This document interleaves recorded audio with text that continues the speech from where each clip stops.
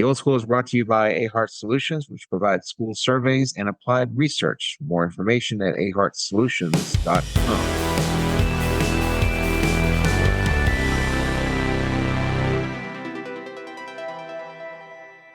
And good morning. Welcome to the Old School.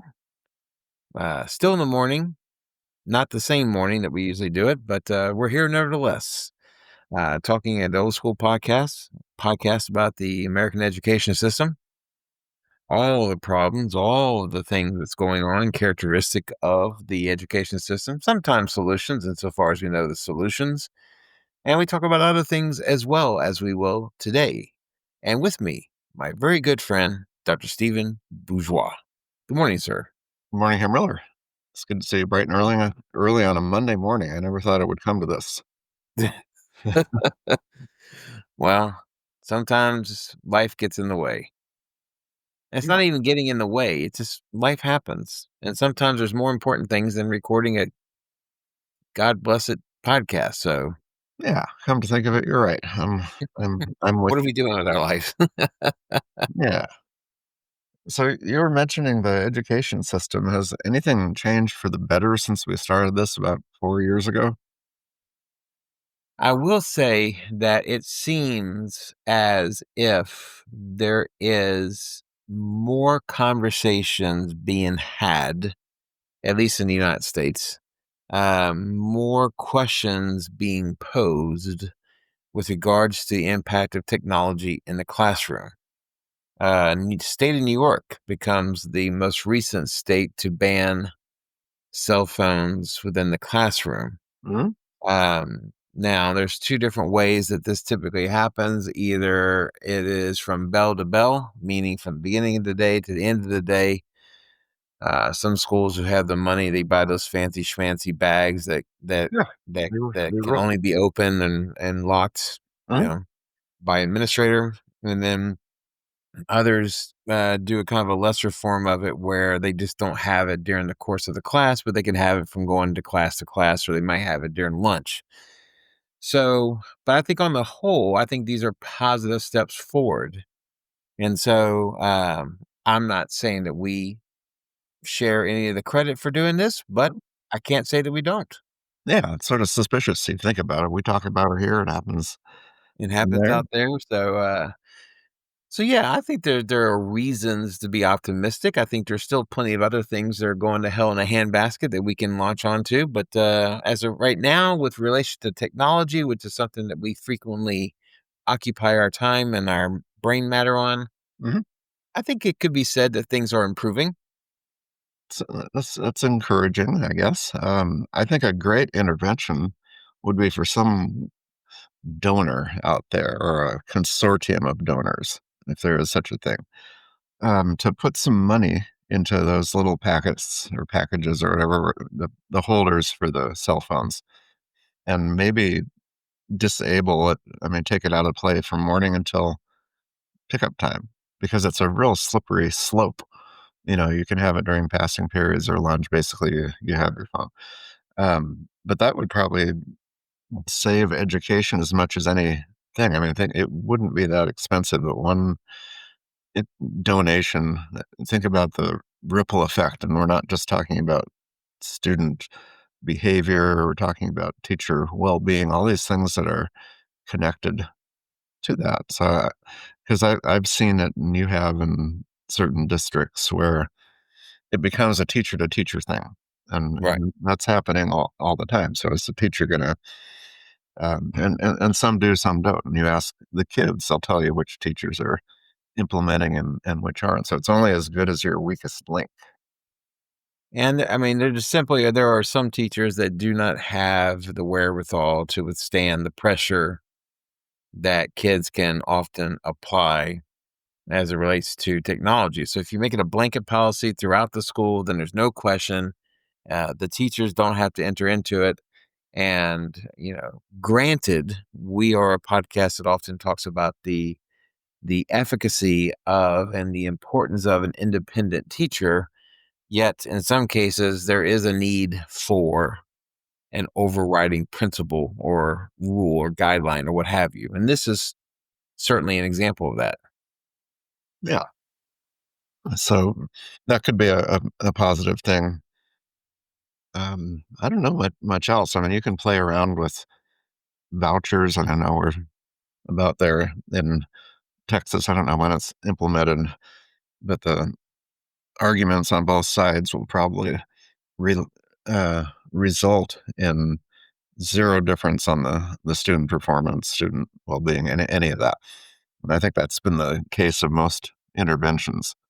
That in the long run, we still get that flat line of the NAEP results.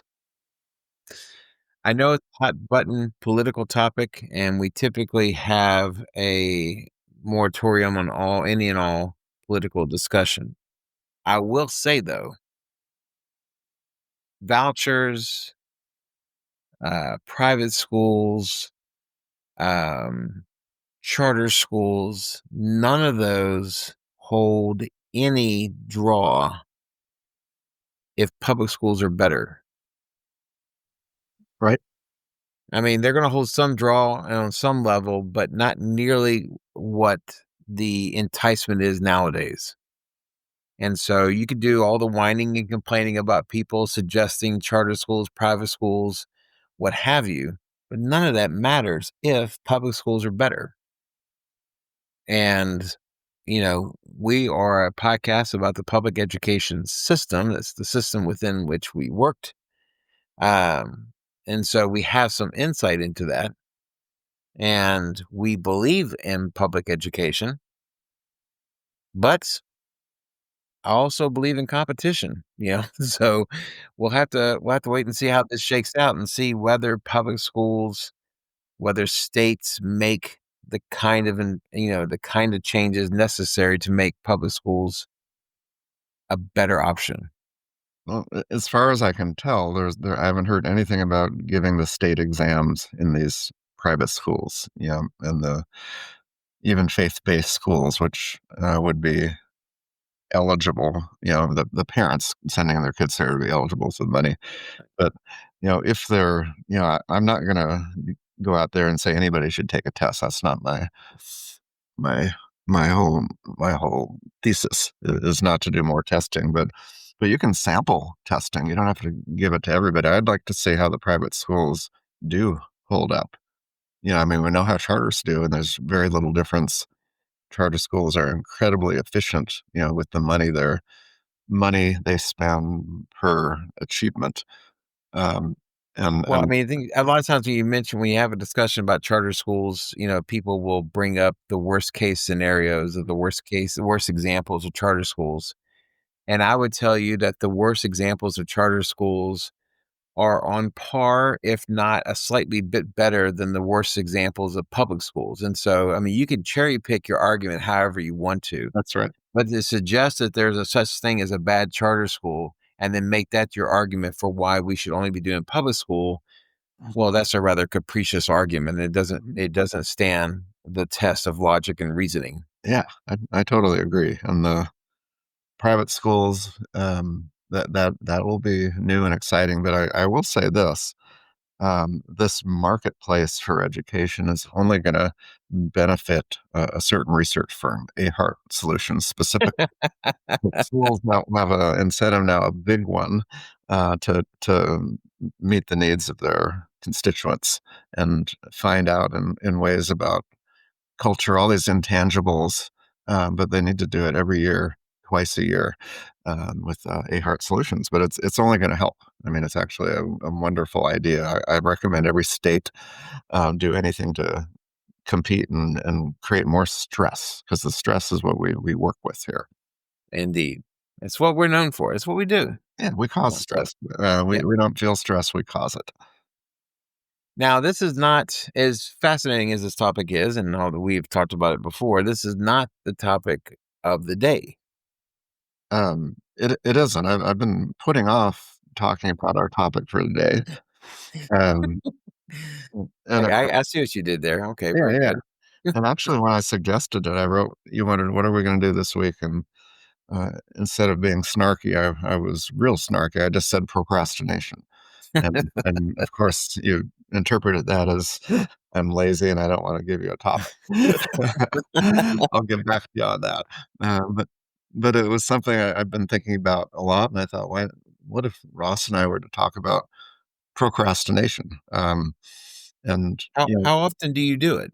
do I procrastinate? Yeah. We all do every second of the day. That's the nature of being a human. You have all these choices, and you do some, you don't, but you're always procrastinating indefinite number of things, wouldn't you say? If we all do it Hmm. and it will always be done, is there any foot forward? I mean, is there a reason to discuss it? I mean, is it an idea that if you can identify it and explain it, that it makes it easier to avoid it, or is it impossible to avoid it Yeah, completely? it's really not a good topic. We should not even brought it up. Um, yeah, I think it's there are a couple of human tendencies and emotions that are always interesting, and maybe we look at them together. But number one is the idea of boredom, Hmm. and and that's behind a lot of our activity is to fight with boredom because boredom is something that closes in and it's not a pleasant thing. So we're balancing boredom and stress or tension. Somewhere in there, there's a sweet spot, ideally, when we're distracted and into an activity, then we don't experience boredom. Like when you and I talk, so far, I've not been bored. You know, Oh, good. we spent a Thanks. lot of time together. I'm not thinking, okay, when's this going to get over? No, that's not how we roll. So boredom. I mean, it's actually, I would say, a philosophical thing. As far as the quality of life that is hanging behind everything, and it pushes us forward. And I think we're active a lot because of that. In addition to our natural tendency to explore and learn and manipulate our environment. But another side of kind of the same question is procrastination, and it gets into I guess, the tenuous nature of free will, where we're making choices, and when we make a choice, it means that we don't do something else. Right. And so, to be really heavy-handed, you decide to watch baseball. That's your chosen activity. I'm watching basketball, or I'm watching YouTube videos of concerts or something. It's very easy. There's not a lot of effort there. You sit there, but you're satiated. You're happy. You're not looking to do anything else at that moment. Um, but often, that type of activity can replace something that really does need to be done. Right. And we've all made to-do lists, and they tend to fill up over time, and to the point where I've pretty much stopped doing them, or I'll do it, but then I'll never look at it. It's like writing it down, but then it's just there. The act of Right. doing it maybe spurs your memory. But those lists, I've been playing around the idea of entropy, the idea of things falling apart, dissipating over time, and everything goes towards disorganization over time. The universe, but also your living room, how it accumulates things. And to make it more mental, and this is something from Jung, the psychologist. He talks about psychic entropy, which is the same thing. So the inner um, world can also build up and has this tendency towards things dissipating, not getting done, um, a mess. And in a way, the mental entropy is more interesting than physical things like doing the dishes, you know. And this again, they stack up, and you never finish the task, right? So to actively procrastinate, you know that there's something that should be done, but you're choosing to not do that, but it's still there and it's lingering. I think that lingering creates some disorientation, and it can really weigh you down in the long run. I'm kind of curious about the idea of comparing procrastination with boredom. Mhm. A lot of people say that we need boredom because it gives us the chance to think. It gives us the chance to kind of contemplate, solve problems, contemplate issues or whatever the case may be. And that boredom to a certain extent can be helpful. Right. And, we talked about technology at the very beginning and the episode but one of the things that some people have mentioned is that technology has actually kind of eliminated boredom to some degree and eliminated people's ability to just sit and quietly think about something. Entropy seems to be the last stage of procrastination. I wonder if there is any similar element to procrastination that could be on the milder end of the spectrum beneficial. Yeah, I mean, some of the better to-do lists, I'm thinking about the Franklin Covey and some of those things they're not just a list of what to do, because often you make a list, it can be a really long list. But then the beauty of some of those tools or that system is that then you prioritize. You put a 1 by something that needs to be done immediately, and then some are farther down the list. So you're choosing to prioritize, and that's an important function. So you have to procrastinate the little things, and I think that we get caught up in a crisis. I mean, it's something that has to be done, a deadline, and our students run into that all the time.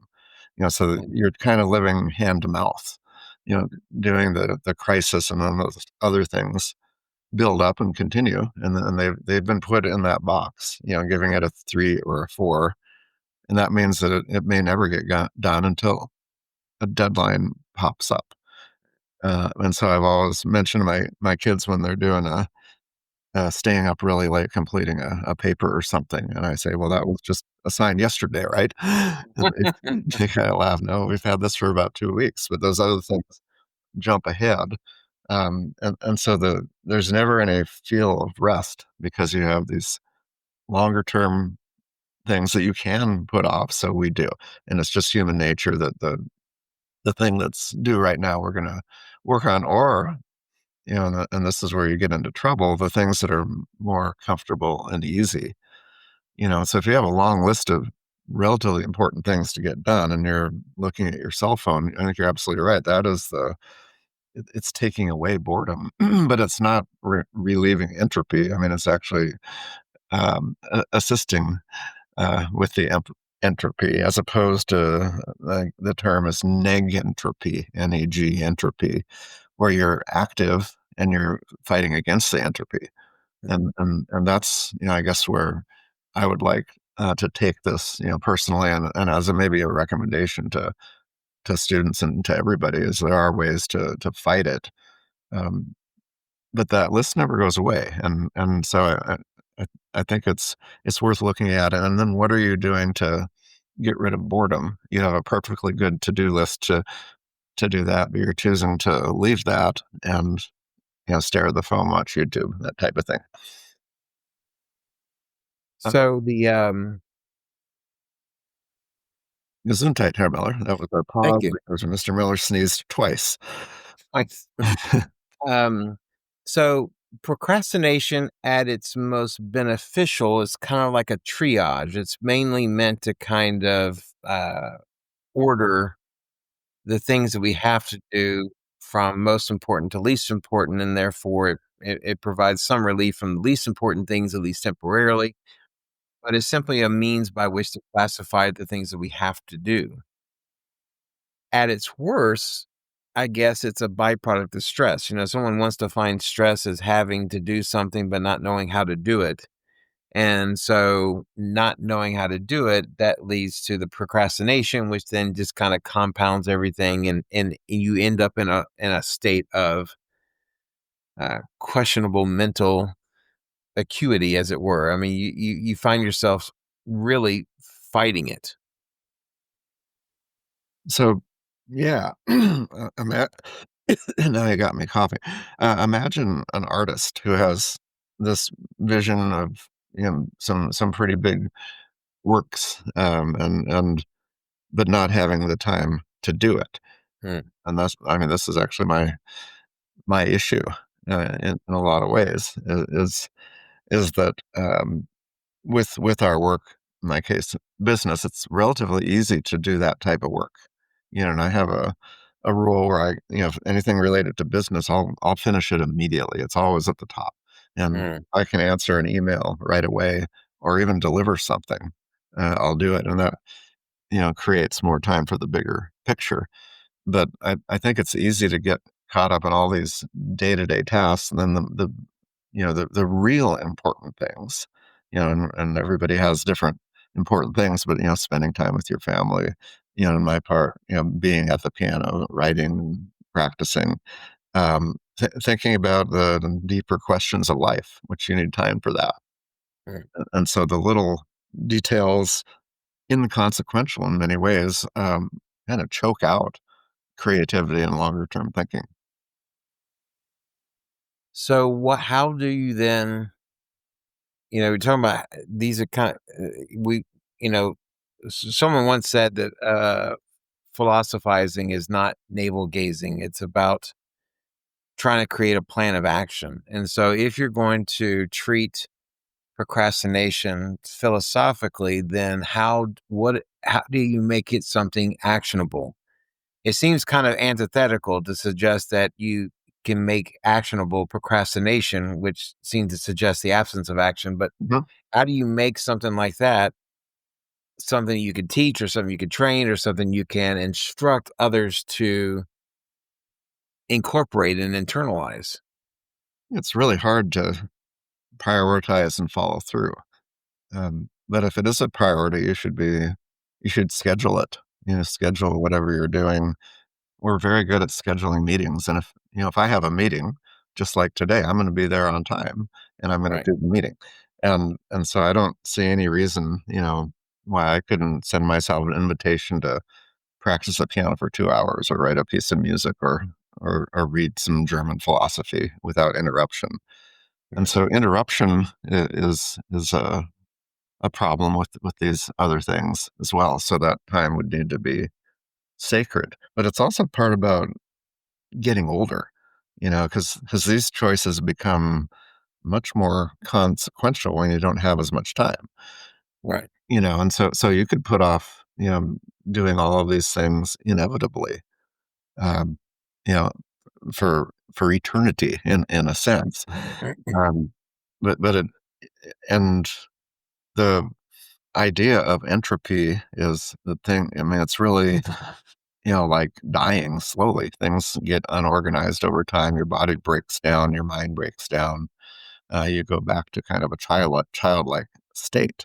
And so all of this investment in mental energy and art and philosophy, um, you could be preparing, and I feel that everything is preparation for something, and which may not come to fruition. And that's Yeah. kind of the human tragedy, that you have all of this, and then it may not. It was all preparation, kind of like the Roman Empire. It was a foundational thing, and then it stopped. Yeah. So so the the task would be to fight against entropy or negentropy, like crazy. The I use the line from Dylan Thomas, to rage against the dying of light, and that's the mindset that I want to be in as I get older, to not shut down, and that's why men particularly, are dead within 5 years. Sorry, Herr Miller, once they retire. But the numbers aren't good. The numbers are good. So we need some type of stress, but we also want to sort of get paid, have these things come to fruition, because both of us have built this system of thought and all this knowledge, and it needs to be applied, or it's kind of, the Germans would call it umsonst. It's in vain. Um, It does make you wonder about how we treat our time. Sometimes procrastination is used to fit in things that are not necessary but are enjoyable mhm, under the guise that we need to have me time. mhm, And I would not suggest that we don't need me time. I just suggest it shouldn't be at the expense of doing something perhaps productive. There is a kind of deep chasm between that and suggesting that the only thing you should do is something that's productive. Right. I don't hold with that either. I have just enough hedonistic qualities that tell me that a baseball game is a much more pleasurable way of whiling away a couple hours than anything else.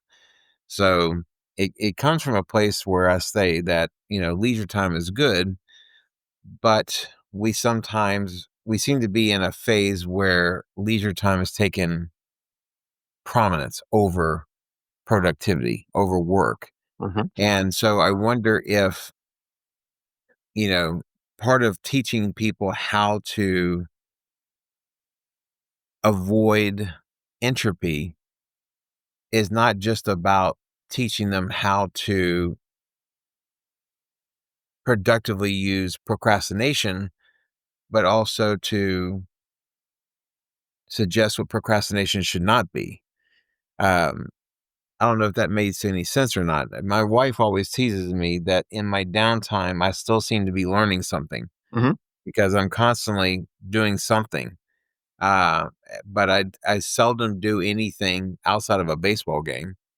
I seldom do anything where I'm not learning anything.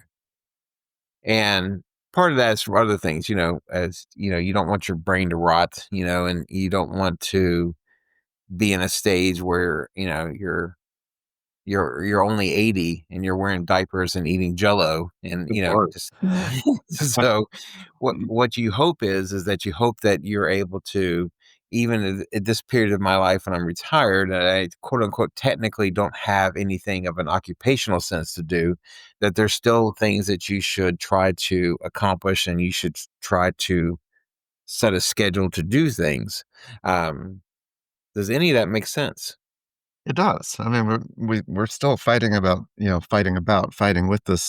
um, this death instinct. That's how Freud would describe it. That there are these competing drives, and one is for rest, and then the other is for activity and exploration. So, in a way, prioritizing is probably the first way to attack it. And if you, um, I mean, I remember back in my 12, 13, 14, 15 years of college, particularly when I was um, earlier on, um, I One of would, those degrees that you had. well, I would always, walk in the doors, stand by the fireplace. I can remember, and that's when my parents were there, and I would go in there, and they'd look at me, I say, I'm bored. Yeah. Yeah, because there were all these deadlines and all these things, and then what do I do? And then I would pivot and get back to work, and I would start reading the course, books. I would buy them for the end of the summer, and I've been on that same treadmill constantly. So I'm not really good at vacations. I mean, the idea of sitting in a chair with sun, I, I would rather, and a book, I'd rather have the book in a recliner indoors with good light and not sneezing outside and sweating. Um, but I'm kind of like you. If you're not at least learning something, I don't know if you can waste time. That's kind of a metaphor in a way Yeah. that there's always opportunity cost. Just like in business. So if you're watching baseball, which I think relaxes you, you get some endorphin rush, but it's also you've talked eloquently about the beauty of that, and you're almost watching a piece of art or a play itself out in front of you. Um, but it makes it difficult when you're you've said this before, the paralyzation of choice. So even if you don't choose something, you've chosen something. Mm. Is there something about, do you think, the modern society that has made procrastination more likely to end in entropy? We talked about the idea that there's so many things now that can occupy our time. Um, is that what makes procrastination hard to deal with? Because the way the way our society is kind of set up, the way we have developed culturally. Mhm. We have done things to make procrastination more possible and therefore entropy more likely.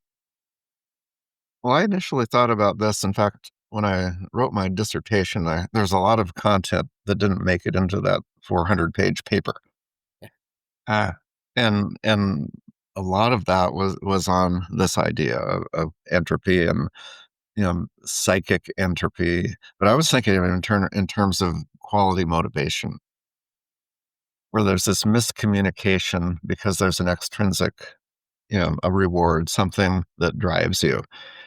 And so that becomes a disconnect between the natural desire to explore and learn and read like we do. Um, but um, but you were talking about kind of regular life, how this is always going to be there, and it feels like we might be talking about something that's not even a problem to a lot of people. They're not having this mental dialogue: should I do this? Shouldn't I do this? Or do we have choices at all? So some people would argue about this whole premise, that we're making these choices. But to me, it's troubling because sometimes we procrastinate really good and enjoyable things because we're caught up in that short term to do list. Well, if you ask yourself about, because there's two kind of prevailing stereotypes with regards to Americans. Hmm. One is our incessant desire for distractions, Hmm. and that no doubt powers a lot of procrastination. Neil Postman wrote about the notion of we have this indefatigable list of means and ways to distract ourselves. But we also have a reputation, and many you talk to Europeans about this, they'll always bring this up, is that we're constantly working. Hmm. And I wonder if the latter offsets the former and therefore makes procrastination not necessarily a major issue for us. If the reason why we're working so much is because we're procrastinating so much, so maybe the former powers the latter.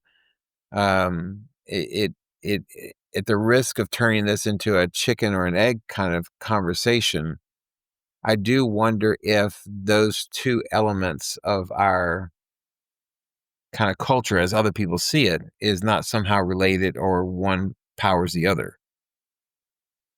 I I think that our early discussion today about the cell phone is it's right in the center of this, and now I'm thinking about kids particularly because you and I are not our cell phones that often.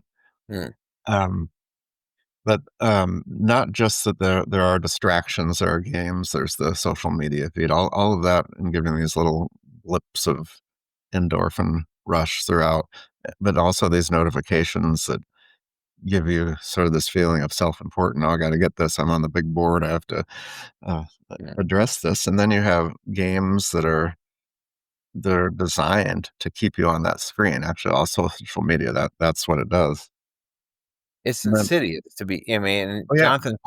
Jonathan Haidt has written about it. He's Mhm. the Columbia professor we spoke about when we were talking to Jason Valendi a few episodes back. The idea about the degree to which technology is not only destructive, but what makes it more destructive is that it encourages destruction. It encourages people to maintain themselves on that phone or on the screen or what have you. And it's quite insidious, especially in the way in which they appeal to and impact kids.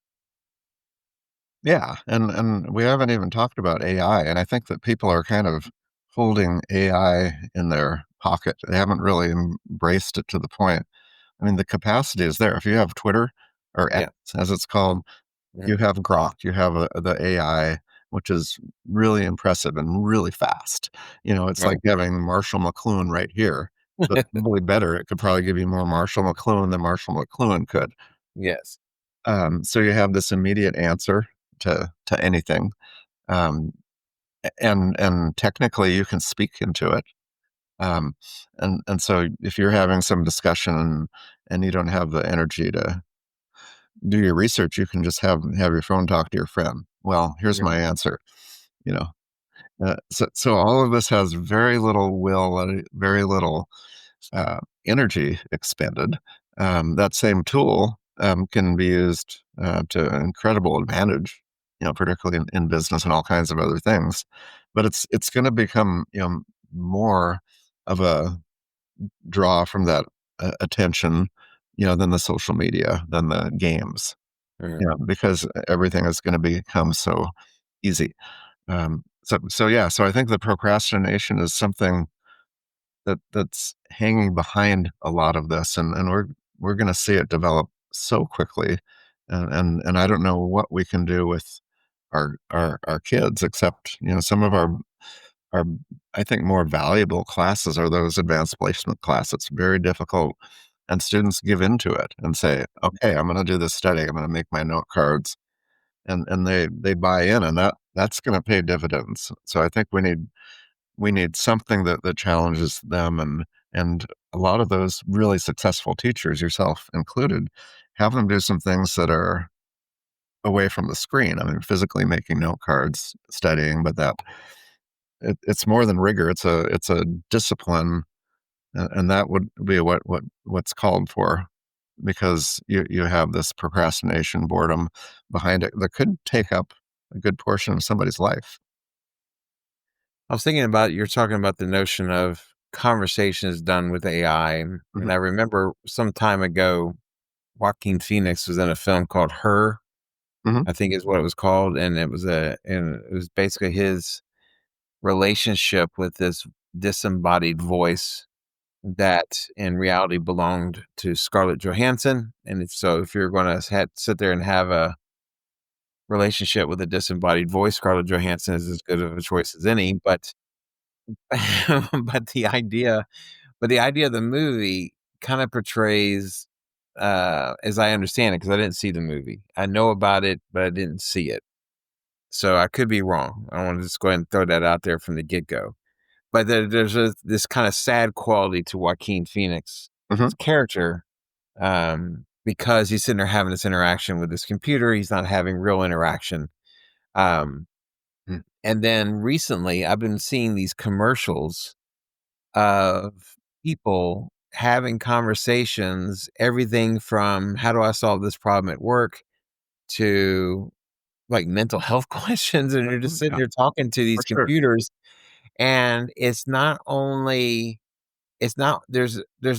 not a negative connotation to what they're doing, it's actually seen as a positive. Mhm, And I just sat there and I looked at this commercial. I said, how pathetic, how low can we go as far as this element of our interaction with technology, that we're farming out serious conversations, mm, to something that's not real. I mean, it's real in the sense that it's responding, but I don't it's hard for me to encapsulate just what I felt as I was watching that commercial, but it wasn't good. And everything that we talk about with regards to the phones and what have you, and the fact that it's addiction, um, is nothing compared to being addicted to not dealing with reality uh, and, uh, and not dealing with one another. I think it's It's a great example, though, um, because that avatar or whatever is listening, which means it has the whole history and it has that whole conversation, and you could feed it your whole life history, and then it's gonna remember so many more details. I mean, we forget all kinds of important details about our friends and family, but it's affirming. So you're getting these little affirmations, and you can train it to, take on any role you want. um, so Jordan Peterson, and I don't usually reference Jordan Peterson, but he does a lot of work on the problem of young men, yes. particularly, and that they're floundering. They're not not getting jobs. They're playing video games. They're not going out on dates. They're not socializing. And his first step with them is surprising. He said, "You need to clean your room." And Make that your seems, bed. yeah, it seems mundane, but what that is an example of neg entropy. You're taking control of the space and getting used to controlling the environment a little bit. And so that little step then becomes bigger steps. And eventually you're going to maybe step outside of your home and talk to people. But I like his approach, because even something as simple and and maybe if you're feeling like you're procrastinating, um, this is from Dr. Bourgeois.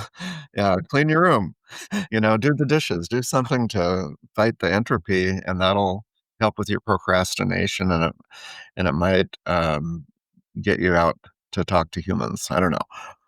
Well, it's more than just controlling your environment, which it does do that, Hmm.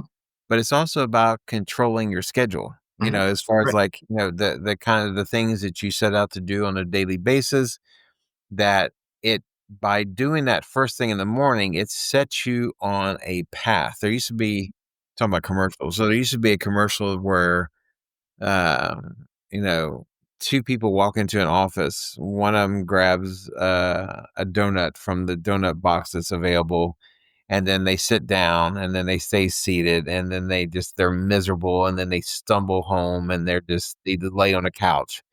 And then there's the other person. This is grossly oversimplified, Yes. but there's this other person that bypasses the donuts, grabs an apple, Oh. takes the stairs to their third floor office, and just it's everything just built on it.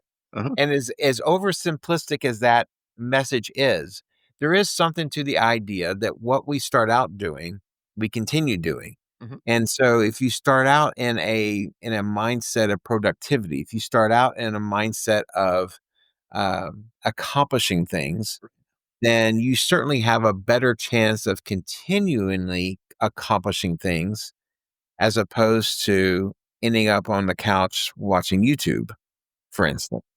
That's a good example. Um, I experienced something. This happens every week, and it's not always a favorable performance on my part. It's pills. You probably have a pill box as you get to a certain age. Yes. You have different. I don't know how many I take a week, but it could be in double figures. And there's like the morning ones and the evening. But sometimes when a week gets started, I'm going right from the bottle.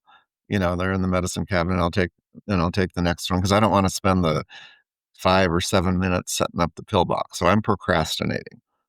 And so so I'm going kind of hand to mouth, day to day with those pills. Literally. Yeah, yeah. And I'm apt to miss a pill quite often, doing that. But I don't feel, taking that investment, which I did this morning, the whole week.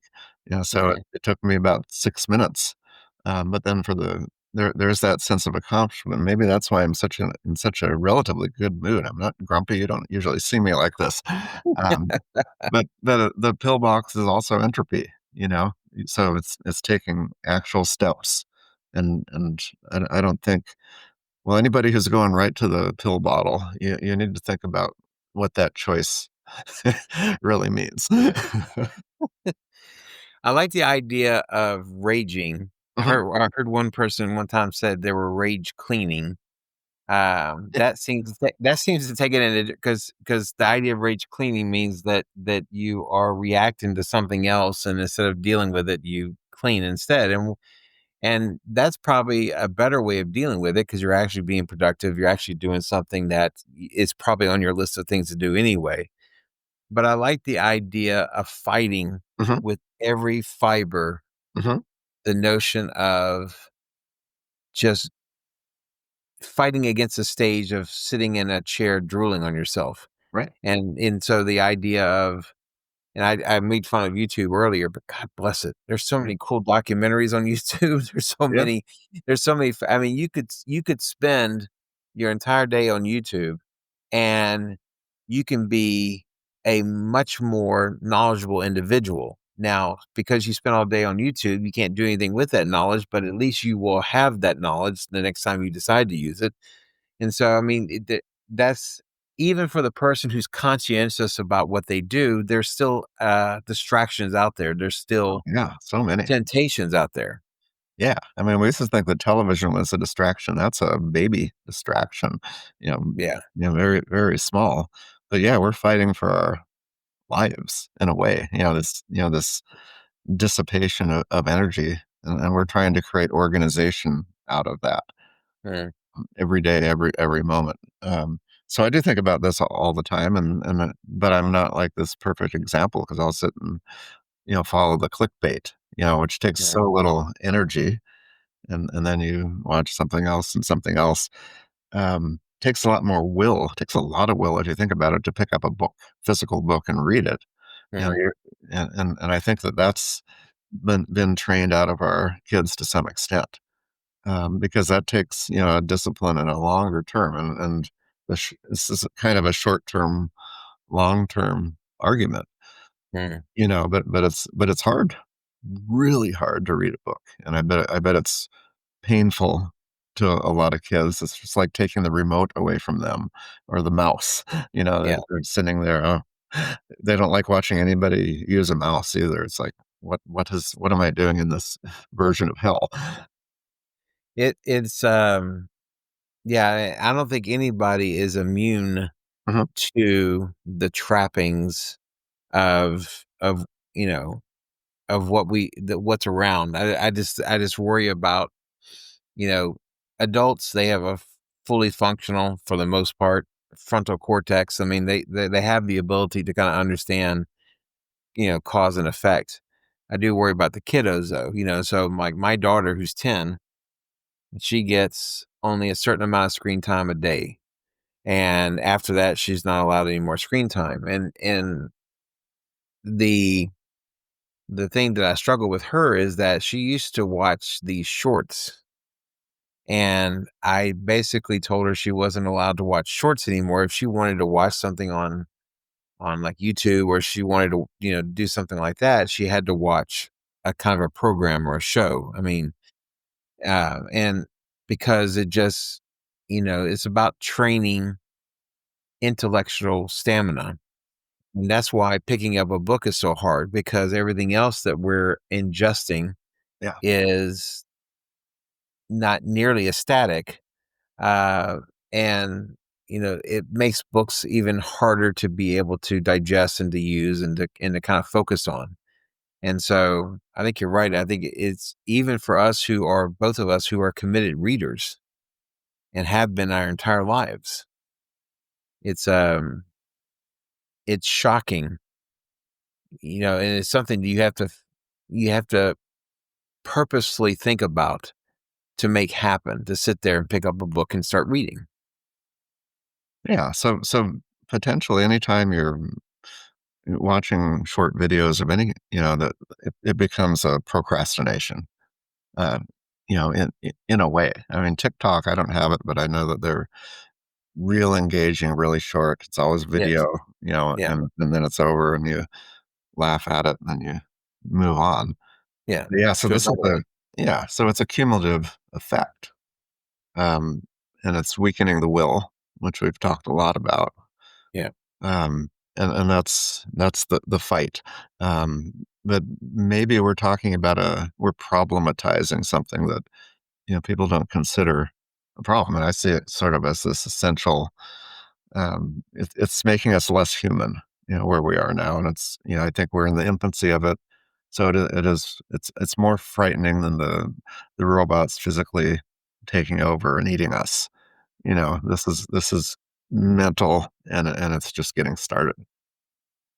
Well, who'd have thunk it? It's we manage, maybe not always coherently or in an organized way, but we have managed to spend a good amount of time talking about something that both of us identify as a potential issue. You're talking about how it eats away at us as humans. I think Mhm. about G.K. Chesterson's quote. He wrote that whatever can be said of man, man is not what he was meant to be. Mhm. And so the idea that what we're doing now is perhaps not us at our best, And if nothing else motivates us to try to find a better way, that should be it. I like that. The I'll put a quote on top of your quote, and this is Shakespeare. He said that we will make a concord of this discord, and maybe we've done that. But we cited this idea of entropy in our book, which we should probably link if it's not always linked. What's the title here, Miller? Because you say it so well. The center cannot hold. A critical look at contemporary education. It just rolls right off the tongue. I know. And, But and that center not holding is actually a beautiful example of entropy. yeah. And you'll see it right there. And What's that book by that Kenyan writer, Things Fall Apart? yeah, And it's a hobby. Yeah, I read that in high school. yes. I didn't get the reference. I looked at it literally. It made an impact, but now I see that this is a more of a existential crisis. Exactly, yeah. Well, thanks, Miller. Well, Thanks. there is a litany of things around the world to digest, and hopefully we have managed to at least touch on, however so briefly, this potential issue, and giving you guys something to think about. Thank you so much, everyone, for listening to the podcast. I hope you got something out of it. Make sure you check out the information on the in the description with regards to the book and everything else that's still for sale. Make sure you follow us on Instagram at the Old School Podcast 2021. Make sure you like, make sure you subscribe, make sure you follow, make sure you share everything that you can possibly do on the internet that can actually enrich and save someone's soul. Oh. You can do that by spreading a little old school cheer. I can follow that here, Miller. We'll also do a shout out on LinkedIn for those who go that direction. All right, very good. Well, with that, I shall say adieu, Herr Dr. Bourgeois. Auf Wiedersehen, Herr Miller.